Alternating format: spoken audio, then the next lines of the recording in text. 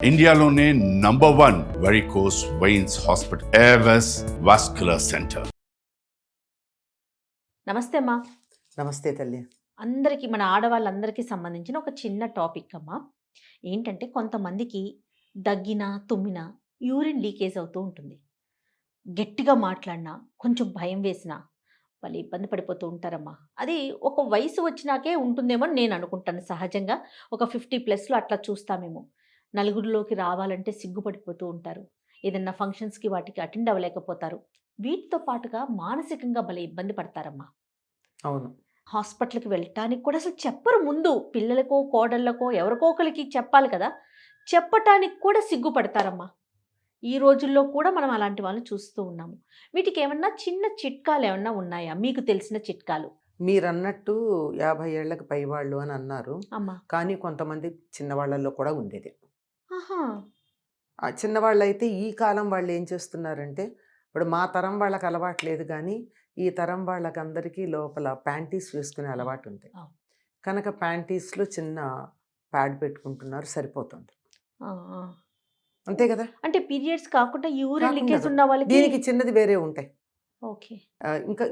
ఇంకా కొన్ని రకాల ప్రాబ్లమ్స్ కూడా ఉంటాయి కదా పీరియడ్స్ అవును. కాకుండా. అవునవును. అటువంటి వాటికి పెట్టుకునేటటువంటి స్మాల్ ప్యాడ్ ఒకటి పెట్టేసుకుంటే అయిపోతుంది.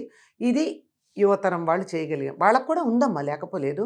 ఇప్పుడు 50స్‌లో ఉన్న వాళ్ళకి కూడా ప్యాంటీస్ అలవాటు ఉన్నాయి. ప్యాంటీస్ అలవాటు ఉన్న వాళ్ళకి సమస్యే లేదు. అంతే. అంతే. ఇది 1 పాయింట్. రైట్. ఇది మేనేజ్మెంట్ అనమాట. కానీ అసలు సంగతి ఏంటంటే ఆడవాళ్ళకి మీరన్నట్టు 45, 50 ఏళ్ల దగ్గర నుంచి రావడానికి కారణం ఏమిటంటే because of negligence during pregnancy and post delivery. ఆహా! వీక్ అవుతుంది. కిందంతా కూడా ఈ బిలో ద బెల్ట్ అంటూ ఉంటామే, నాభికి కింద భాగాలన్నీ కూడా మార్పు వచ్చేస్తూ ఉంటాయి కదా ప్రెగ్నెన్సీలో. అవును. ఆ సమయంలోనే అనేక రకాల తేడాలు వస్తాయి. ప్రెగ్నెంట్ లేడీస్ కూడా యూరిన్ కంట్రోల్ ఉండదు, అస్సలు ఉండదు. ప్రెగ్నెన్సీలోనా? ప్రెగ్నెన్సీలో ఆహా! ప్రెగ్నెన్సీలో చాలా కష్టం. ఎందుకంటే పొట్ట ఉండేది కొంచెమే, ఈ అవును. లోపల ఎక్స్ట్రా ఒక బరువు ఉంది. ఆ! ఆ! అంచేత యూరినరీ బ్లాడరు తొందరగా ఆ! ప్రెషర్కి లోన్ అవును. అవుతుంది, పదే పదే యూరిన్ పాస్ చేయాలనిపిస్తా ఉంటది. అనిపిస్తూ ఉంటుంది. ఆ! అది అది ఫుల్ అయినట్టు ఫీలింగ్ ఉండి పాస్ చేస్తూ ఉంటారు. ఆ సమయంలోనే కొంతమందికి ఈ పోస్ట్ డెలివరీ కేర్ ఏదైతే ఉంటుందో అది తీసుకోకపోతే, అంటే పొట్ట తగ్గడానికి చేసే పనులు ఉంటాయి కదా, యెస్. గట్టి పడడానికి, అవి చేసే దాంట్లో సరిగ్గా చేయకపోవడం వల్ల డెలివరీల్లో కొన్ని సందర్భాల్లో ప్రొలాప్స్ అవుతూ ఉంటుంది యూటరస్. ఆ! వాటి వల్ల అమ్మా! ఇలాంటి ప్రాబ్లమ్స్ వస్తాయి. ఆహా! సివియర్గా ఉన్న వాళ్ళైతే చాలా ఎక్కువ ప్రాబ్లమే ఉంటుంది, కొద్దిగా ఉన్న వాళ్ళకి ఇది ఉంటుంది. కారణాలు ఇవి. ఆహాహాహా! ఇది అసలు ఎందుకు ఇలా అవుతోంది, దీనికి నాకసలు కారణం ఇప్పుడు ఏమిటి? ఇప్పటి వరకు కూడా నేను ప్రెగ్నెన్సీలో మనం జాగ్రత్తలు తీసుకోకపోవటం అనే అంశమే తెలీదమ్మా అది నిజంగా. ఆ! చూడండి. ప్రెగ్నెన్సీ కన్నా కూడా పోస్ట్ డెలివరీ. Post delivery. ఆ! పోస్ట్ డెలివరీ ప్రెగ్నెన్సీలో తీసుకునేది ఏం లేదు, పోస్ట్ డెలివరీని. అమ్మ కానీ చాలా వరకు చూడండి. ఉమ్, ప్రెగ్నెన్సీలో చాలా జాగ్రత్తలు మనం తీసుకుంటాం. ఉమ్, ఫ్యామిలీ మెంబర్స్ ఉమ్, తీసుకుంటారు. ఉమ్. హాస్పిటల్‌కి రెగ్యులర్ చెకప్స్‌కి వెళ్తాం. అన్నీ చేస్తాం. ఆఫ్టర్ డెలివరీ మన గురించి అంత పట్టించుకోము. పోస్ట్ అవునా డెలివరీ కదమ్మా? ప్రాబ్లమే. అందుకే పుట్టింట్లో ఉండమని చెప్పడం, బాలెంతను అట్లా దూడాలి, ఇట్లా దూడాలి, అది ఇది అని 100 లక్షణాలు ఎందుకు చెప్తారంటే కొంచెం వాళ్ళ పుట్టి మీద ఉన్నటువంటి జాలితో. అందుకని దయతో, జాలి కూడా ఇంకా ఫ్యూచర్లో ఇబ్బంది ఇంకా పడకుండా స్ట్రాంగ్ ఉండాలని. ఉండాలని. ఆ బ్లాడర్ కూడా వీక్ అవుతుంది. బ్లాడర్ వీక్ అవడం వల్ల రిటెన్షన్ కెపాసిటీ తగ్గుతుంది. రిటెన్షన్ కెపాసిటీ తగ్గి యూరిన్ త్వరగా రావడం ఉంటుంది. ఓకే. దీనికి కారణం కూడా డాక్టర్లను అడిగితే చెప్తారు, ఆ ట్రాక్ ఏదైతే ఉందో అది మెన్లో పొడుగు ఎక్కువ ఉంటుంది, యూరిన్ నుంచి బయటకు వచ్చేది ఆడవాళ్ళల్లో తక్కువ ఉంటుంది. ఓహ్! అందువల్ల ఇన్ఫెక్షన్స్, కొన్ని రకాలైన ఇన్ఫెక్షన్స్, యూరిన్లో స్టోన్స్ లాంటివి మగవాళ్ళకు వస్తే ఆడవాళ్ళకి రావు. హ్మ్. అవును. వీళ్ళు తొందరగా వీళ్ళు తొందరగా దగ్గిన తుమ్మిన ఈ ట్రాక్ చిన్నది ఉండడమును, ఇది వీటన్ని యురెత్రా అంటారు అనుకుంటా, దాని పేరు గుర్తు రావట్లేదు. ఓకే. అది చిన్నది ఉంటుంది, ఆహా! దానివల్ల ఈ ప్రాబ్లమ్స్ ఉంటాయి. వీటిని జాగ్రత్త ఈ విషయంలో ఇది సహజమైనదే, మనం చేసిన పొరపాటే, మనకిట్లా వచ్చింది, హ్మ్. దాన్ని నేను తట్టుకోవాలంతే అని ముందర మనస్సులో దాన్ని అంగీకరించాలి.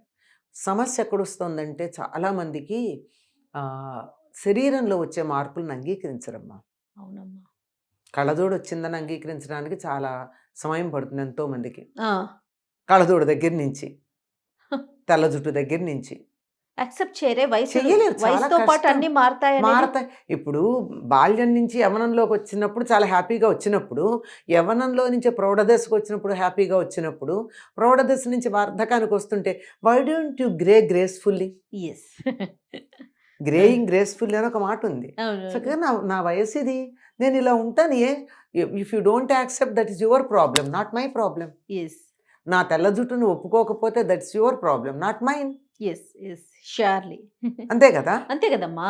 అందుకని ఇది పైకి కనపడేవి నేను చెప్పాను, అలాగే లోపల కూడా చాలా ఉన్నాయి. శరీరంలో శక్తి తగ్గడం అన్ని అవయవాల్లోనూ తగ్గుతుందమ్మా. ఎందుకు తగ్గదు? అన్నిట్లోనూ తగ్గుతుంది.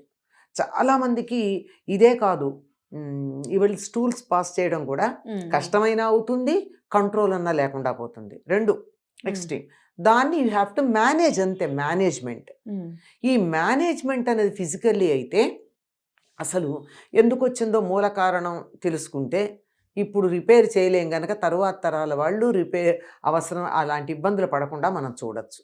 ఎందుకంటే పోస్ట్ డెలివరీ టైంలో శరీరంలో వాతతత్వం ఉంటుంది. వృద్ధాప్యం వచ్చిన కొద్దీ వాతమే పెరుగుతుంది. వాతము కమ్మనప్పుడే అని చెప్తాడు, వాతమే ఎక్కువ. ఈ వాతతత్వం పోయేటటువంటి ప్రయత్నాలు చేస్తే కొంతవరకు తగ్గుతుంది. వాతతత్వం పోవడానికి ఏం చేయాలంటే వేడి చేసేటటువంటివి తీసుకోవాలి శరీరంలో. ఇవి వాతం పెంచేటటువంటివి కాక వేడి చేసేటటువంటి పదార్థాలు. ఉదాహరణకి మన వాళ్ళు ఏం చెప్తారు, చిన్నపిల్లలు బెడ్ బెట్టింగ్ చేస్తూ ఉంటారు, 10 ఏళ్ళు 9 ఏళ్ళు వస్తే కూడా. అప్పుడు ఏం చేసేవాళ్ళు పూర్వం, వెల్లుల్లిపాయలు తీసుకుని వాటిని నిప్పుల్లో కుమ్ములో పెట్టడం అంటారు. అంటే డైరెక్ట్గా వేయించటం అది కాదు, కాస్త నిప్పులో అలా పెడితే కొంచెం బొగ్గుల్లో పెట్టేవాళ్ళ, అంటే కచ్చికలు బొగ్గులు ఏదో ఒకటి. అది బొగ్గంతా అయిపోయిన తర్వాత అడుగున బూడిద మిగులుతుంది, బూడిద వేడిగా ఉంటుంది, దాంట్లో పెట్టేవారు. చక్కగా కుమ్ములో పెట్టినట్టు అవుతుంది. అవి పడుకోబోయే ముందు 2-3 పాయలు కనుక పిల్లలకు పెడితే యూరినేషన్ తగ్గేది. ఓకే. అంటే శరీరానికి వాతతత్వం, వాతం పోగొట్టే లక్షణం వెల్లుల్లిపాయకు ఉంది కనుక. అవునమ్మా. అది లేకపోతే పల్లెటూళ్ళలో నల్లేరు దొరుకుతుంది. నల్లేరు తెచ్చి దాని పైన గేర్లు ఉంటాయి కదమ్మా, 4 పలకలుగా ఉంటుంది నల్లేరు. ఆ నల్లేరు 4 ఆ పైన ఉన్నటువంటి పొడుగ్గా ఉండేటటువంటి గరుగ్గా ఉన్నాయి, వాటిని తీసేసి చెక్కు తీస్తే లోపల కొద్దిగానే వస్తుంది మెత్తని పదార్థం.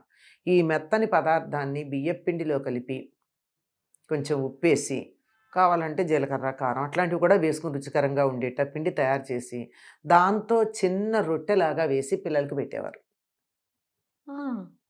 3-4 రోజులు పెడితే బెడ్ బెట్టింగ్ తగ్గుతుంది. పెద్దవాళ్ళకి కూడా పనిచేస్తుంది అంతే మరి. పిల్లలకు పనిచేస్తే పెద్దవాళ్ళకి పనిచేయదా? పెద్దవాళ్ళు చెప్పరుగా, సిగ్గుపడతారు.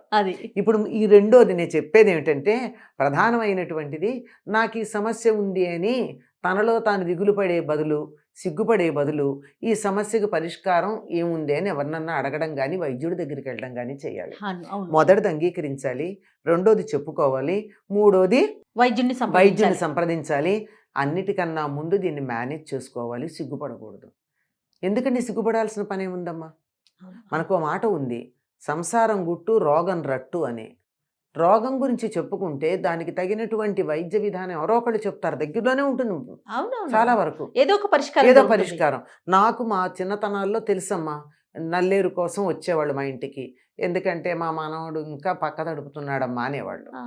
నల్లేరు తీసుకెళ్ళి దాన్ని కచ్చాపచ్చాక దంచి, బాగా మిక్సీలు ఉండేవి కాదు కదా, ఆ దంచేసి దాంట్లోనే ఈ బియ్యపిండి కలిపి బాగా దంచి మెత్తగా అయ్యేటట్టు చేసి దాన్ని ఉప్పు కారం వేసి ఇంకా వాళ్ళు దాన్ని కుమ్ములో పెట్టేవారు. కుమ్ములో పెట్టేటువంటి బాదమాకు తీసుకుని, ఈ రొట్టె ఉంది కదా, ఈ రొట్టెని బాదమాకు మీద పెట్టి పైన కవర్ చేసి పాలదాల్లో పెట్టేసేవారు. పాలు కాచిన తర్వాత ఆ కచ్చికలు ఉంటాయి కదా, పండు బాగా కాలినటువంటి పిడకలు ఉంటాయి కదా, ఆ పిడకల వేడికి ఈ ఆకు చక్కగా కమిలిపోయి పైన కూడా ఉండేది, పైన కింద కూడా అవి చక్కగా నీట్గా కాలి ఉండేది. నూనె కూడా లేదు దాంట్లో. ఎంత హెల్దీనో. పైగా దీంట్లో ఉన్న క్లోరోఫిల్ దాంట్లో గెడుతుంది, బాదమాకులో ఉన్నది. బాదమాకు కొంచెం థిక్గా ఉంటుంది కదా, దాంట్లో పెట్టి ఇలా చేసేవారు. ఇది లేదు అందరికీ, ఈ ఫెసిలిటీ ఇప్పుడు లేదు. కుమ్ములు లేవు, దాలి లేదు, పిడకలు లేవు. అంచేత దీన్ని మనం చక్కగా ఈ బాదం ఆకులో పెట్టి, మరి నేను అనుకుంటున్నాను ఇది తెలీదు, ఆ, బాదం ఆకులో పెట్టి అదే ఏదో ఒక ఆకు, ఆ, ఏదో ఒక ఆకు దొరుకుతుందిగా, ఒక ఆకులో పెట్టి కుక్కర్లో గనక పెట్టినట్టయితే ఆ. ఇడ్లీ లాగా చక్కగా ఉడుకుతుంది. నూనె ఆవిరి లేకుండా మీద పెట్ట- ఆవిరి ఉడికించుకోవాలి మీద అంటారు. ఉడికించవచ్చు. ఆ, ఆ. లేదు కొంచెం నూనెలో కూడా పెట్టచ్చు, నూనె పోనీ. కొంచెం తక్కువ ఆ, ఆ. వేసి మంచి రొట్టెలాగా చేసి గనక పెట్టినట్టయితే తగ్గుతుంది అని చెప్తారు.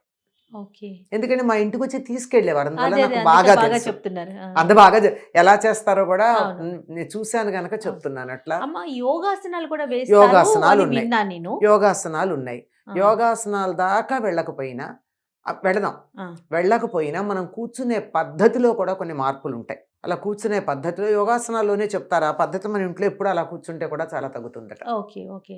ఎందుకంటే ఎక్కడి నుంచి అయితే మనకి యూరినేషన్ జరుగుతుందో ఆ ప్రాంతానికి మన కాలి మడమ తగిలేటట్టుగా నొక్కి పెట్టి కూర్చోవడం అభ్యాసం చేసుకోవాలి. ఆహా.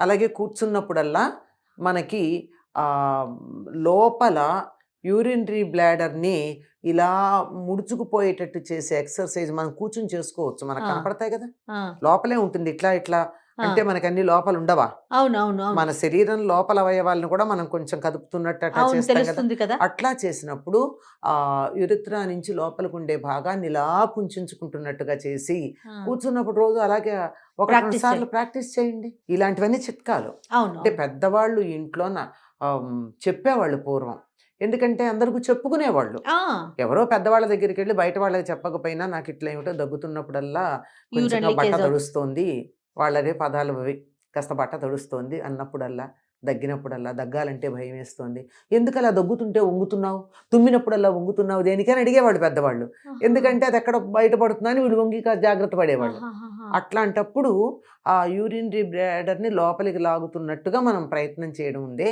అది మామూలుగా ఉన్నప్పుడు కూడా అభ్యాసం చేసినట్టే తర్వాత రాదు. ఏదేమైనా ఇంకా ఎక్కువగా ఉన్నప్పుడు ఇక డాక్టర్ ఇంకా దగ్గరికి వెళ్ళటం. ఎనీవే డాక్టర్ దగ్గరికి అంతే వెళ్ళాల్సే కదమ్మా. ఉంటుంది, ఎందుకంటే లోపల ఏమన్నా ఇన్ఫెక్షన్స్ ఉన్నాయో ఎస్. ఉంటాయి కదా. అవునవునవును. ఇవి మేనేజ్మెంటే, ఇదంతా కూడా మేనేజ్మెంటే, ఉమ్. ఇదంతా మేనేజ్మెంటే. అసలు మెడికేషన్ వేరు. ఎస్. మొట్టమొదటి దీనికి steps: accept, manage, treat, get rid. Yes. Super super wonderful 4 points.